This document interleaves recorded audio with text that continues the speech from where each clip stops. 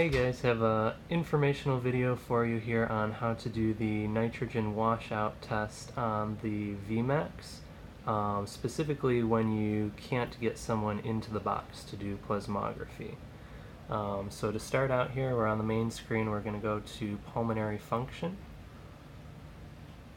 Sure. and then lung volumes. You have the options of plasmography and lung volumes separately here.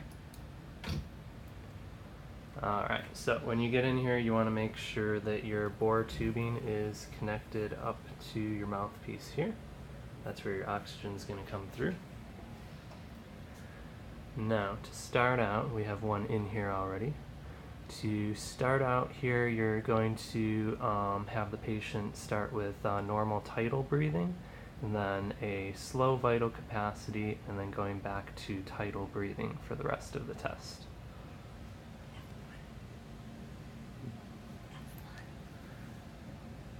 Start out. Alright, so to start out here, we're going to hit the F1 key. And it's going to ask you oxygen flush. Press space. So you're going to hit the space bar.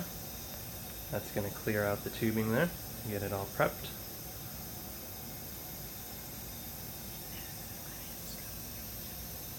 Alright, while that's going, you can start instructing your patient.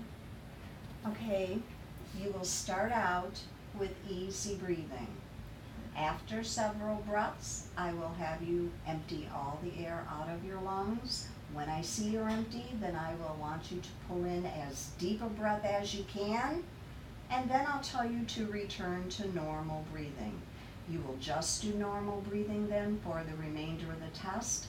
Make sure you maintain a tight seal on that mouthpiece at all times during this test. Okay. I say, go ahead and put your mouth on the mouthpiece. Nose clips on your nose. Are you able to breathe through your nose at all? Okay, good. And just start out with easy breathing. Just nice, easy, gentle breathing. On your next breath, I want you to empty and blow all the air out of your lungs. So once you Don't see the... stop, don't breathe in, just gently, gently push it out. Keep going. Now pull a really big breath in, filling up your lungs. Go back to normal breathing. So when they start their tidal breathing here, once you get that red line at the bottom, it's estimated their FR, or their the end of their normal exhalation there, and then that's when you can start to coach them through the slow vital. Continue with easy breathing, keeping your lips tightly closed and sealed on the mouthpiece at all times.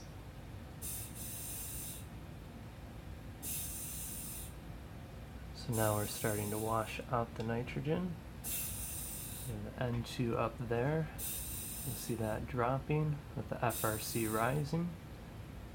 You get your graph over here. You want to keep an eye on that. If you see any spiking up in between breaths where it's reading higher nitrogen on a subsequent breath, very good possibility that you have a leak.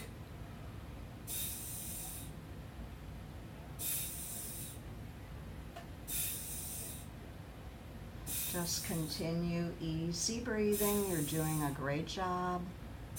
And what you're going to be looking for is to get the nitrogen below 1.5% for more than 3 breaths.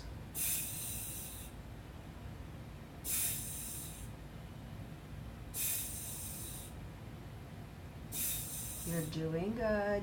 Keep going.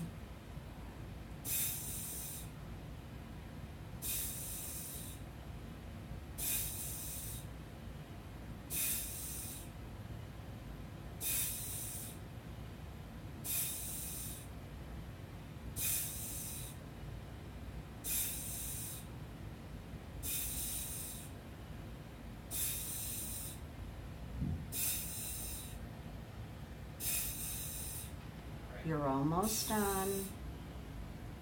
Keep breathing. Just a few more breaths. And It'll tell you that it's stable there. take your mouth We completed testing. Now, it's giving us a warning box here that we have some differences from our first test. We did have some leaking on our first test, and we'll go ahead and take a little break here and get set up and show you guys what that looks like on another one here. Alright, so now we're going to attempt to demonstrate what a leak would look like during the test here. So we have the nose clips on, but not completely sealed. Just easy breathing. On your next breath, empty all the air out of your lungs. Don't stop, don't breathe in, gently push it out, keep pushing a little more. Now take a really big breath in, filling up your lungs. Return to normal breathing.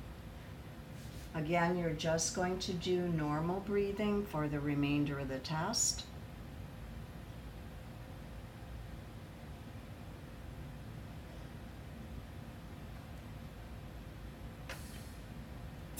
Continue with easy breathing. Breathe through your nose a little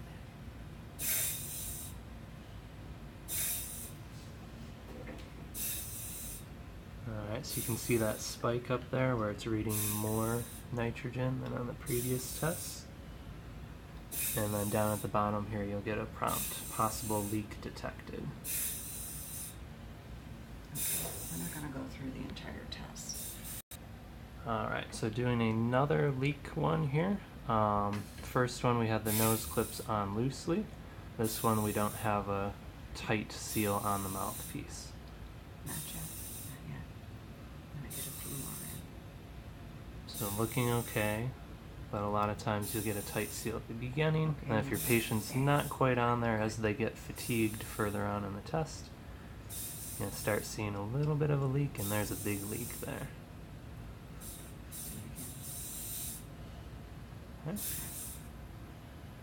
Okay, good.